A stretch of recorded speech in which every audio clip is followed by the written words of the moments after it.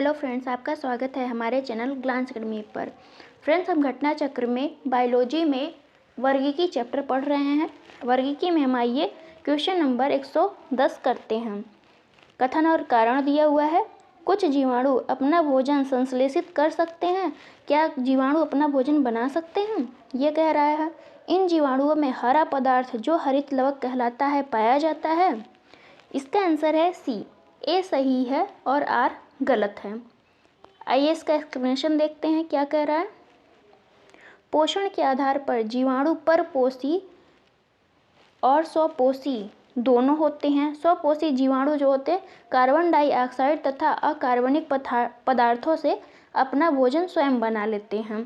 ये जीवाणु दो प्रकार के होते हैं, प्रकाश संश्लेषी तथा रसायन संश्लेषी। इन जीवाणुओं में हरित लवक क्लोरोप्लास्ट का अभाव पाया जाता है। कुछ जीवाणुओं में पर्णहरित यानी क्लोरोफिल से मिलते जुलते रंग द्रव्य होते हैं, जिससे यह प्रकाश संश्लेषण की क्रिया कर लेते हैं। 111 नंबर क्वेश्चन देखते हैं। सूक्ष्म जीवाणु या बैक्टीरिया के बारे में कौन सा कथन सत्य है? ये जीवित व मृत की सीमा रेखा पर होते हैं। ये वनस्पति व जानवर की सीमा रेखा पर होते हैं। ये फूल देने वाले व फूल न देने वाले वनस्पति की सीमा रेखा पर होते हैं। उपर्युक्त में से कोई नहीं। इसका आंसर है डी, कोई भी सही नहीं है। आइए इसका एक्सप्लेनेशन देख लेते हैं। जीवाणु या बैक्टीरिया सबसे सरल, अति सूक्ष्म एक कोश की आद्य जीव हैं, जिन्हें मोनेरा जगत में रखा गया है। जीवाणु हमारे लिए लाभदायक और हानिकारक दोनों प्रकार के होते हैं। जीवाणुओं का अध्ययन जो है बैक्टीरियोलॉजी कहलाता है।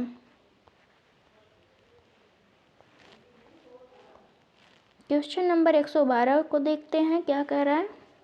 निम्नलिखित कथनों पर विचार कीजिए। मरुस्थलीय पौधे के जड़ तंत्र काफी लंबे होते हैं। जो मरुस्थल में पौधे पाए जाते हैं, क्या उनके जड़ें जो होती लंबी होती हैं? मृदा का उच्च तापमान जड़ विकास को प्रोत्साहित करता है। इसका आंसर क्या होगा, आप लोग भी दीजिए कमेंट बॉक्स में।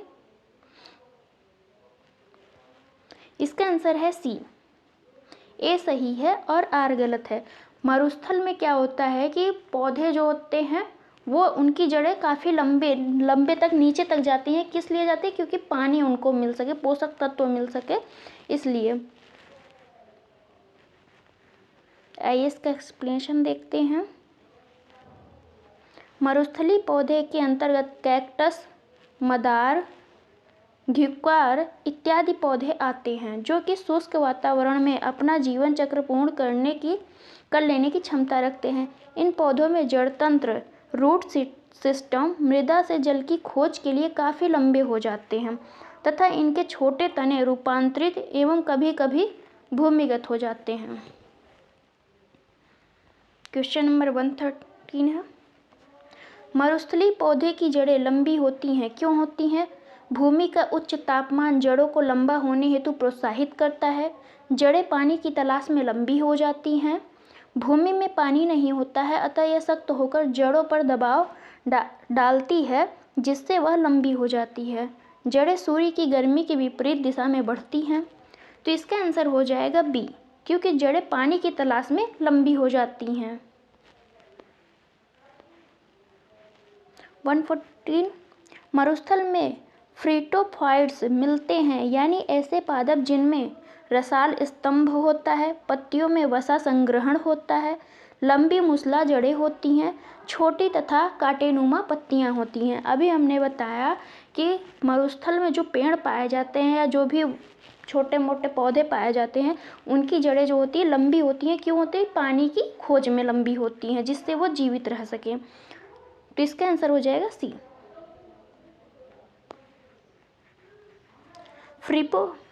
फ्रीटोफाइट्स मरुस्थल में पाए जाने वाले पौधे होते हैं, जिनमें जल को संचित रखने की विशिष्ट तरीके विकसित हो जाते हैं। इन पौधों की जड़ें अत्यधिक लंबी होती हैं, जो भूमि में काफ़ी गहराई तक जाकर पानी का अवशोषण करते हैं।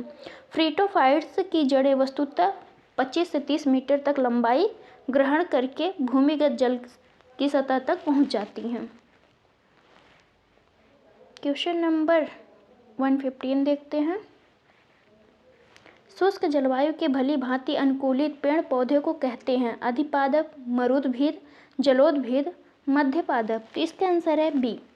शुष्क जलवायु में जो विकसित पौधे होते हैं उनको हम मरुद्भिद कहते हैं, क्योंकि एक्सप्लेनेशन देखते हैं इसको।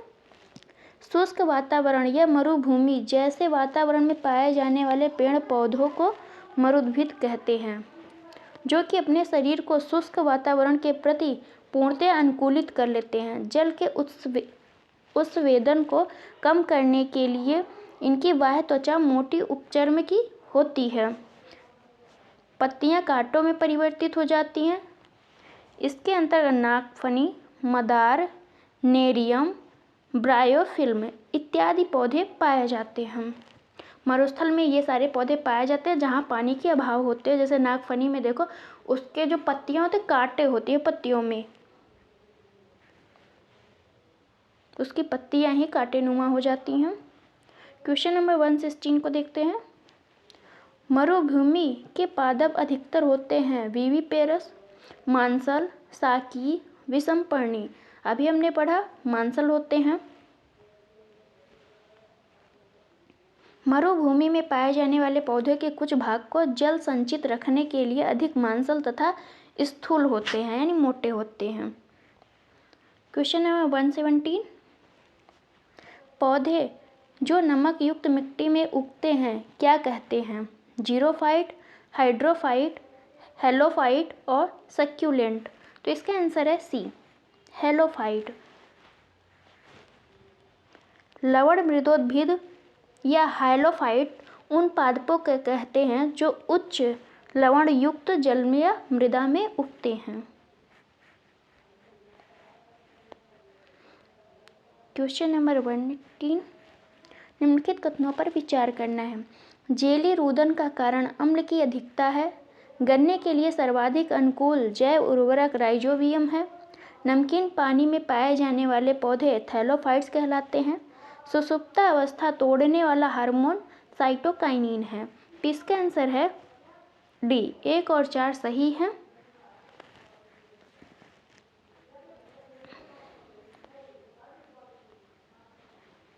जेली रुदन का कारण अम्ल की अधिकता होता है। बीजों की सुषुप्ता अवस्था तोड़ने वाले हार्मोन को क्या कहते हैं? जिब्रेलिन तथा साइटोकाइनिन।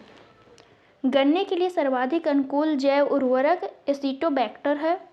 नमकीन पानी में या लवण युक्त पानी में उगने वाले पौधों को हम क्या कहते हैं? हेलोफाइट्स कहते हैं। आइए नेक्स्ट क्वेश्चन को देखते हैं। क्वेश्चन नंबर है 119। एपीफाइट वे पौधे होते हैं जो अन्य पौधों पर निर्भर हैं, भोजन के लिए, यांत्रिक अवलंब के लिए, छाया के लिए, जल के लिए। इसका आंसर है बी, यांत्रिक अवलंब के लिए निर्भर होते हैं। अधिपादप या एपीफाइट्स वे पौधे होते हैं जो दूसरे जीवित पौधों पर उगे या लगे रहते हैं। ये अपना भोजन स्वयं बनाते हैं क्योंकि इनमें पर्णहरित या क्लोरोफिल पाया जाता है। ये सिर्फ पोषक पौधों पर यांत्रिक अवलंब के लिए निर्भर होते हैं। इन्हें वायवीय पादप भी कहा जाता है क्योंकि इनके जड़ें मृदा में नहीं लगी रहती हैं। इसके अंतर्गत आर्किड्स के पौधे आते हैं। आर्किड स्टेट कौन सा कहलाता है, ये आप कमेंट्स बॉक्स में आंसर दीजिए। आर्किड एक सजावटी पौधा होता है। जल की अधिकतम मात्रा जिसकी पौधों को आवश्यकता होती है वह उसे अवशोषण के निम्न माध्यम से करते हैं, भ्रूणी जोन से, बढ़त बिंदु से, दीर्घीकरण जोन से, जड़ों के बालों से। इसका आंसर हो जाएगा डी। जल की अधिकतम मात्रा जिसकी पौधों को आवश्यकता होती है उसे कहाँ से अवशोषण करते हैं? जड़ों से। पौधे अपनी जड़ों के बालों द्वारा भूमि से जल का अवशोषण करते हैं। जड़ों के बाल या रूट्स हेयर एक प्रकार की पतली भित्ति वाली एक कोश की संरचनाएं हैं जो जड़ों के बाहरी भाग एपिडर्मिस में निकली होती हैं।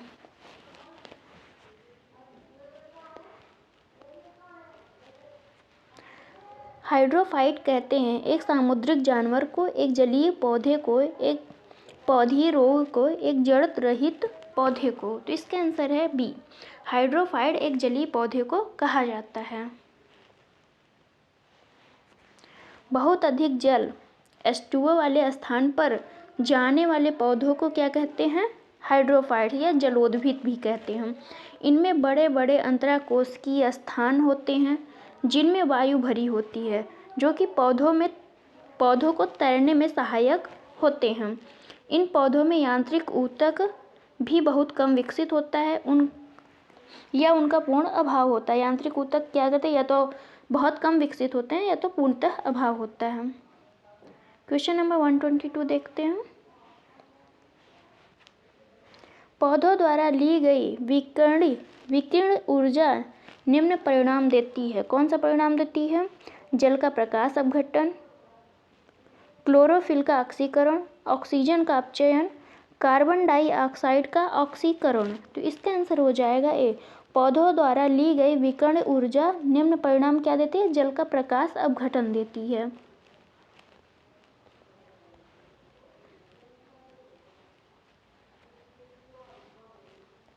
पौधों द्वारा ली गई विकिरण ऊर्जा या रेडिएंट एनर्जी का परिणाम जल का प्रकाशीय अपघटन होता है, जिसमें जल के अणु टूटकर हाइड्रोजन तथा ऑक्सीजन बनाते हैं।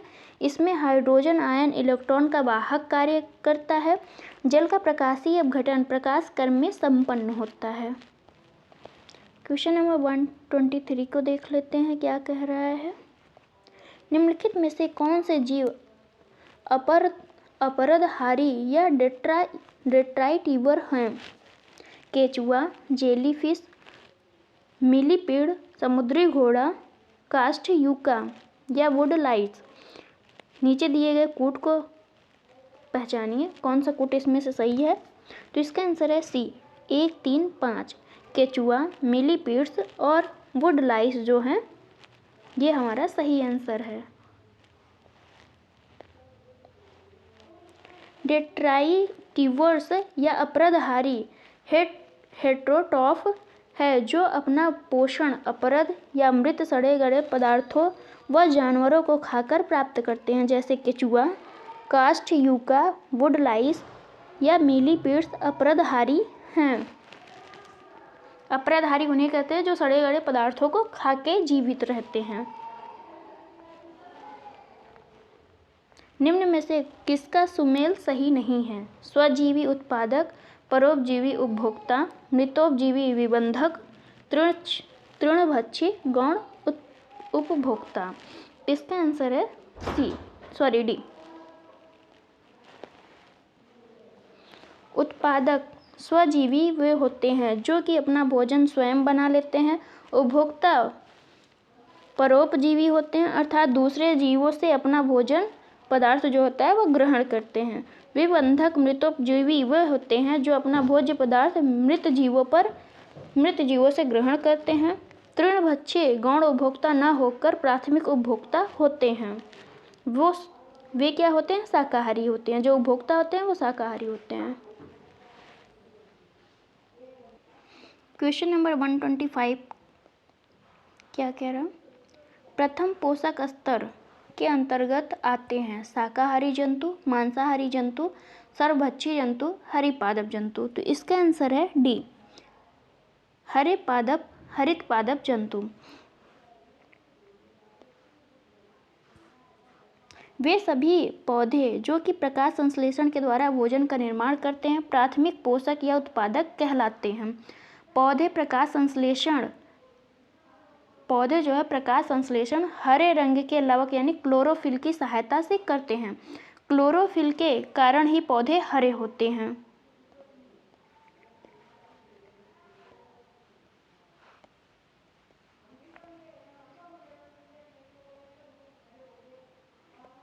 क्वेश्चन नंबर 126, जीवों के निम्नलिखित प्रकारों पर विचार कीजिए।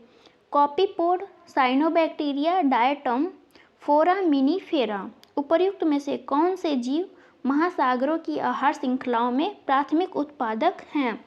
तो इसका आंसर है बी, 2 और 3 साइनोबैक्टीरिया और डायटम जो होते हैं महासागरों में प्राथमिक उत्पादक होते हैं, मतलब यही जो है भोजन का निर्माण करते हैं।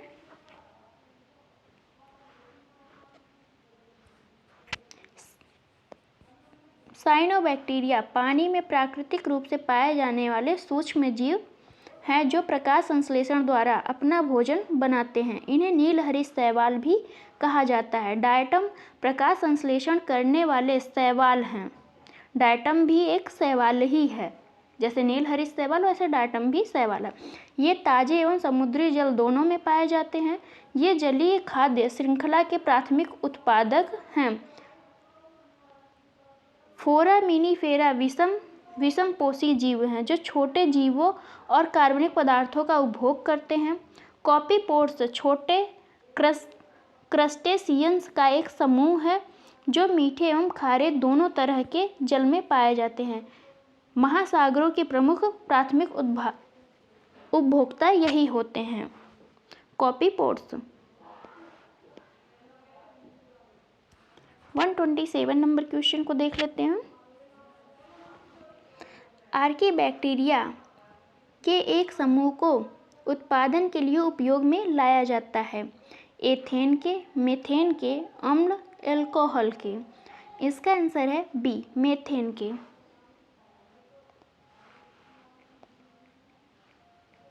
आर्कीबैक्टीरिया के लक्षण सामान्य जीवाणुओं से भिन्न होते हैं।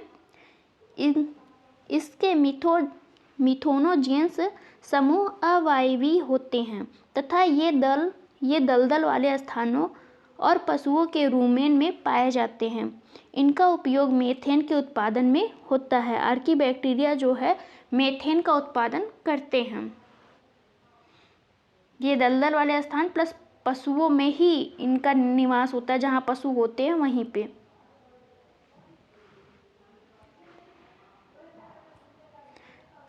अधिकांश कीट श्वसन कैसे करते हैं? त्वचा से, क्लोम से, फेफड़ों से, वातक तंत्र से। तो इसका आंसर है डी, वातक तंत्र से अधिकांश जीव जो है या कीट श्वसन करते हैं। सभी कीटों या इंसेक्ट में श्वसन की क्रिया होती है जिसके दौरान वे ऑक्सीजन को शरीर के अंदर ग्रहण करते हैं और कार्बन डाइऑक्साइड को बाहर निकालते हैं। इनमें श्वसन के लिए वायु नलियां या ट्रैकी का जाल बिछा होता है जिसे वातक तंत्र या ट्रैकिया सिस्टम कहते हैं। यह तंत्र बाहरी वायु को ग्रहण कर शरीर की प्रत्येक कोशिकाओं तक पहुंचाने में सहायक होता है। क्वेश्चन नंबर 129 को पढ़ते हैं। जमी हुई झील के अंदर मछली जीवित रह सकती है क्योंकि मछलियाँ उष्ण रक्त वाली जीव हैं। मछलियाँ बर्फ में शीत निद्रा में रहती हैं। तलों के निकट पानी नहीं जमता है। बर्फ उष्मा का सुचालक है। तो इसका आंसर है सी, तलों के निकट जो है पानी नहीं जमता है।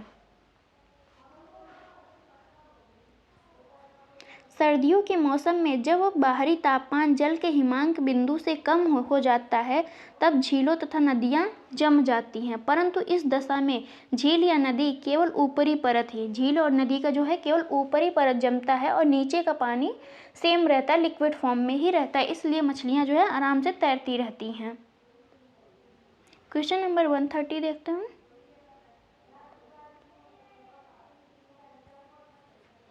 जल से बाहर निकाल ली जाने पर मत्स्य मर जाती है, मछलियाँ मर जाती हैं। क्यों मरती हैं? उन्हें ऑक्सीजन अधिक मात्रा में प्राप्त होती है, उनका शारीरिक ताप बढ़ जाता है, वे श्वास नहीं ले पाती हैं, वे जल में नहीं चल पाती हैं। तो इसका आंसर है सी, जल से बाहर निकाल लेने पर मछलियाँ इसलिए मर जाती हैं क्योंकि वो सांस नहीं ले पाती हैं।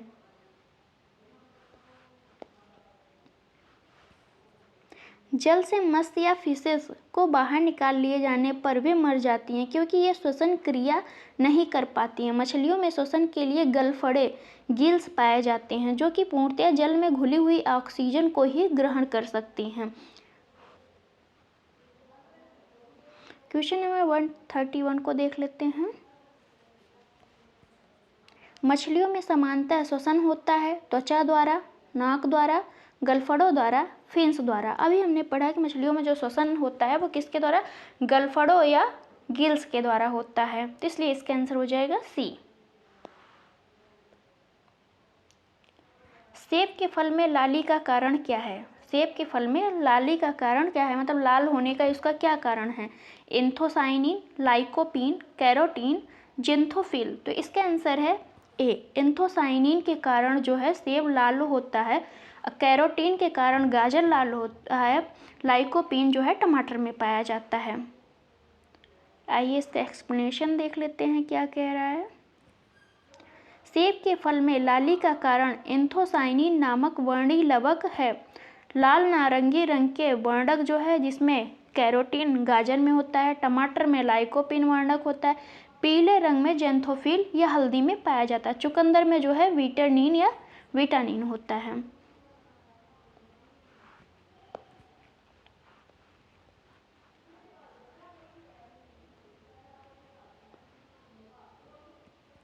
वन 33 टमाटर में लाल रंग का क्या कारण है? अभी हमने पढ़ा टमाटर में लाल रंग किसके कारण होता है, लाइकोपीन के कारण।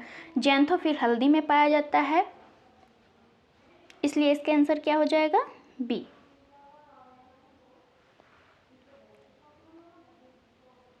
पपीते में पीले रंग का कारण क्या है?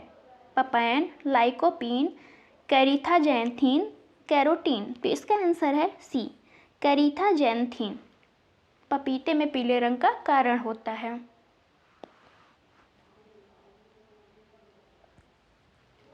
पपीता का वास्तविक नाम कैरिका पपाया है। इसमें कैरोटीन प्रचुर मात्रा में पाया जाता है जो कि विटामिन ए का प्रीकर्सर है होता है। इसमें उपस्थित पपैन एंजाइम प्रोटीन के पाचन में सहायक होता है। पपीता में उपस्थित कैरिकाजैंथीन वर्णक के कारण इसका रंग पीला होता है। क्वेश्चन नंबर 135, हाल ही में हमारे वैज्ञानिकों ने केले के पौधे की एक नई और भिन्न जाति की खोज की है जिसकी ऊंचाई लगभग 11 मीटर तक जाती है और उसके फल का गूदा नारंगी रंग का है। यह भारत के किस भाग में खोजी गई है? अंडमान द्वीप, अन्नामलाई वन, मैकाल पहाड़ियाँ, पूर्वोत्तर उष्णकटिबंधीय वर्षा वन। तो इसका आंसर है ए, अंडमान में ऐसी प्रजाति केले की खोजी गई है।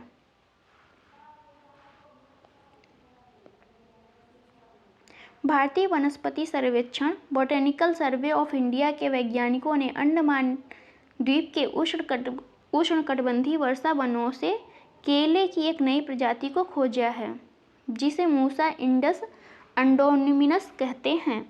इस नई प्रजाति की ऊंचाई लगभग 11 मीटर है जबकि सामान्य केले की प्रजातियां जो है 3 से 4 मीटर ऊंची होती हैं। अगला क्वेश्चन देखते हैं। 136 है, निम्न में से जीवित प्राणियों का कौन सा समूह एक ही स्पीशीज से संबंधित है? चीनी, अमेरिका, भारतीय, काले अफ्रीकी। चीता, शेर, बिल्ली, कबूतर, पेडुकी, तीतर, छिपकली, मगरमच्छ तथा सांप। तो इसका आंसर है ए, जीवित प्राणियों का कौन सा समूह है जो एक ही स्पीशीज से संबंधित है? चीनी, अमेरिकी, भारतीय, काले अफ्रीकी। जीवित प्राणियों का समूह चीनी, अमेरिकी, भारतीय, काले अफ्रीकी एक ही स्पीशीज होमो सैपियंस से संबंधित है जबकि शेष विकल्प में जंतुओं का समूह अलग अलग स्पीशीज से संबंधित है।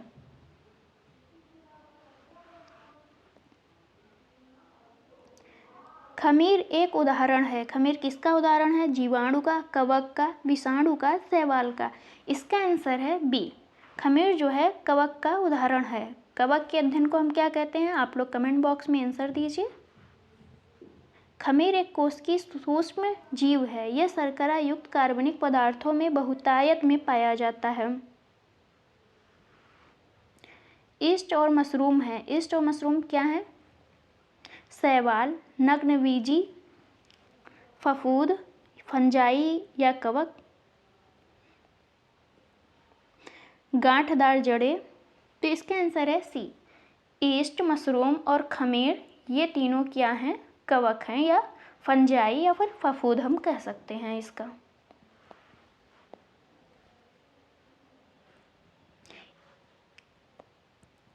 ईस्ट और मशरूम फफूद अथवा कवक हैं या फंजाई हैं। ये पर्णहरिम रहित, क्लोरोफिल रहित होते हैं तथा संवहन ऊतक रहित होते हैं, मतलब ये संचरण भी नहीं कर पाते, जो कि भोजन के लिए दूसरों पर निर्भर होते हैं। क्वेश्चन नंबर 139 देखते हैं। मशरूम क्या है? एक कवक है, अभी हमने पढ़ा। रसेदार सब्जी में प्रयोग होने वाला मशरूम कौन सा है?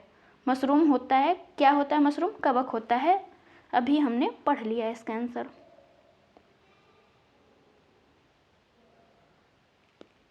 कपास का प्रमुख घटक, पढ़ते हैं क्या कह रहा है। कपास का प्रमुख घटक है प्रोटीन, वसीय अम्ल, सेलुलोज, ग्लिसरीन। तो इसका आंसर है सी। कपास का प्रमुख घटक जो होता है वो सेलुलोज होता है। कपास का प्रमुख रासायनिक घटक सेलुलोज है, जिसकी मात्रा 91 से 94% पाई जाती है। कपास में सबसे ज़्यादा क्या पाया जाता है? सेलुलोज पाया जाता है। इसमें जल का भाग 6 से 8% तथा सूक्ष्म मात्रा में वसा भी होता है, प्रोटीन भी होता है और प्रोटोप्लाज्म में खनिज लवण भी पाए जाते हैं। Question number 142। निम्नलिखित समूहों में से किनमें ऐसी जातियां होती हैं जो अन्य जीवों के साथ सहजीवी संबंध बना सकती हैं? नाइडेरिया, कवक या फंजाई, आदि जंतु या प्रोटोजोआ। इनमें से कौन सा आंसर है? ये क्वेश्चन देखिए कब आया है? IAS प्री 2021 में आया हुआ है। तो इसका आंसर हो जाएगा 1, 2, 3, तीनों ही कथन सही है। इसका एक्सप्लेनेशन देख लेते हैं। सहजीविता, दो या दो से अधिक प्रजातियों के सदस्यों के मध्य सहजीवी संबंध पाया जाता है। नाइडेरिया समूह के सदस्य डाइनोफ्लेजेट और शैवाल के साथ सहजीवी संबंध बनाते हैं। लाइकेन शैवाल और कवक से जुड़ी सहजीवी संबंध बनाते हैं। प्रोटोजोआ का सहजीवी संबंध क्या है? बैक्टीरिया और साइनोबैक्टीरिया के साथ ये अपना सहजीवी संबंध बनाता है। सबसे ज़्यादा आपका इम्पोर्टेंट ये पूछा जाता है, लाइकेन किसके साथ सहजीवी संबंध बनाता है? तो शैवाल और कवक के साथ।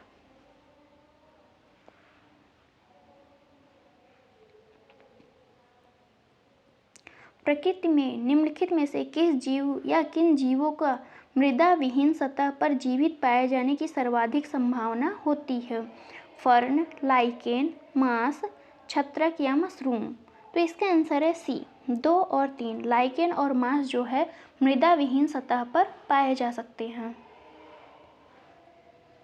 लाइकेन जो है थैलाफाइटा समूह के सदस्य हैं, जो कवक एवं शैवाल दोनों से मिलकर बनते हैं। इसमें कवक एवं शैवाल का संबंध जो है परस्पर सहजीवी का होता है। कवक जो है जल, खनिज, लवण एवं विटामिन शैवाल को प्रोवाइड करता है। शैवाल क्या करता है? इसको भोजन, प्रकाश संश्लेषण की क्रिया के दौरान वो भोजन किसको प्रोवाइड करता है? कवक को करता है।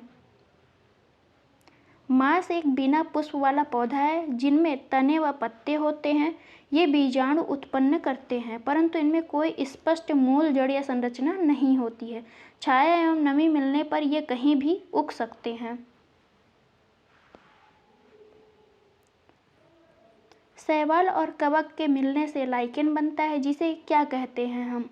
पैरासाइटिज्म, म्यूटिलिज्म या कॉमेंसलिज्म कन्वर्शन। तो इसका आंसर हो जाएगा बी, म्यूटिलिज्म कहते हैं, यानी सहसंबंध। म्यूचुअलिज्म होना चाहिए, यहाँ म्यूटिलिज्म लिखा हुआ है। शैवाल और कवक के मिलने से लाइकेन बनता है, जिसे हम म्यूटिलिज्म या म्यूचुअलिज्म भी कहते हैं। इसमें शैवाल तथा कवक दोनों ही समान रूप से लाभान्वित होते हैं। शैवाल अकार्बनिक पदार्थों का संश्लेषण करते हैं, जो स्वयं तथा कवकी घटक के लिए पर्याप्त होता है। कार्बनिक भोजन के बदले में कवकी घटक क्या करते हैं? शैवाल को जल, खनिज उपलब्ध कराते हैं। Question number 145। लाइकेन जो एक नग्न चट्टान पर भी पारिस्थितिकी अनुक्रम को प्रारंभ करने में सक्षम है। वास्तव में किनके सहजीवी साहचर्य हैं? शैवाल और जीवाणु, शैवाल और कवक, जीवाणु व कवक, कवक और मांस। तो इसका आंसर है बी, शैवाल और कवक के जो है इससे मिलकर लाइकेन बनता है। 146 को देखते हैं।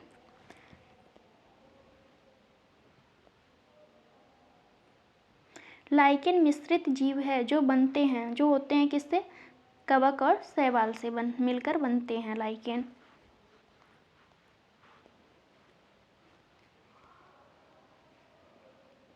क्वेश्चन नंबर 147, नोस्कापीन किसे कहते हैं? पोस्ता या पॉपी से? नोस्कापीन किससे प्राप्त होता है? पोस्ता या पॉपी से, तुलसी से, गंध सफेदा यानी यूकेलिप्टस से, इफिडेरा से। तो इसका आंसर है ए, पोस्ता के दाने से जो है नोस्कापीन प्राप्त होता है। चिकित्सीय दृष्टि से महत्वपूर्ण नोस्कापीन पोस्ता से प्राप्त होता है। हेरोइन प्राप्त होती है। हेरोइन किससे प्राप्त होती है? भांग से, अफीम पोस्ता से, तंबाकू से, सुपारी से। तो इसका आंसर है बी, अफीम से जो है हेरोइन प्राप्त होती है। हेरोइन अफीम पोस्ता से प्राप्त की जाती है। सफ़ेद रंग का पाउडर होता है जो अफीम पोस्ता से प्राप्त मॉर्फिन के संश्लेषण से बनाया जाता है। मॉर्फिन किससे प्राप्त होती है? अभी हमने पढ़ा अफीम से होती है, लेकिन अफीम की किस पोर्शन से उसको प्राप्त होती है? तो फल से प्राप्त होता है। इसका आंसर हो जाएगा सी। मॉर्फिन पोस्ता के अपरिपक्व फलों से प्राप्त होती है। पोस्ता का पौधा एक आवृत बीजी पादप है जिससे अफीम तथा हेरोइन भी प्राप्त होता है। मॉर्फियम शब्द की उत्पत्ति मॉर्फियस से हुई है। इसका उपयोग जो है दर्द निवारक औषधि तथा निद्रा कारक के रूप में किया जाता है। 150 क्वेश्चन देखते हैं। अफीम प्राप्त किया जाता है किससे? सूखी पत्तियों से, जड़ों से, बिना पके फल के लैक्टस से, पके फल के लैक्टस से। तो इसका आंसर है सी, बिना पके फल के लैक्टस से अफीम प्राप्त किया जाता है।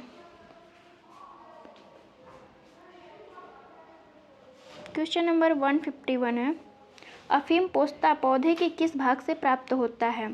फूल, पत्ते, अधपके फल, मूल। तो इसका आंसर है सी, अधपके फल से मिलता है। अफीम का मुख्य अवयव है मॉर्फिन, हेरोइन, एट्रोपिन, क्विनीन। तो इसका आंसर है ए, मॉर्फिन।